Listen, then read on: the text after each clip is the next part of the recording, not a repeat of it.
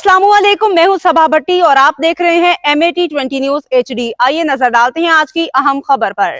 वज़ीर आला पंजाब मरीम नवाज के अहकामात की रोशनी में थाना जात की सतह पर खुली कचहरियों का सिलसिला जारी। District police officer Sargodha doctor Asad Ijaz Malhi ने थाना लक्सिया में खुली कचहरी का इनेकाद किया। शहरियों की कसीर तादाद ने खुली कचहरी में शिरकत की। DPO ने शहरियों के मिसाल सुने और मुतल्लिका अफसरान को मौका पर हिदायत जारी की।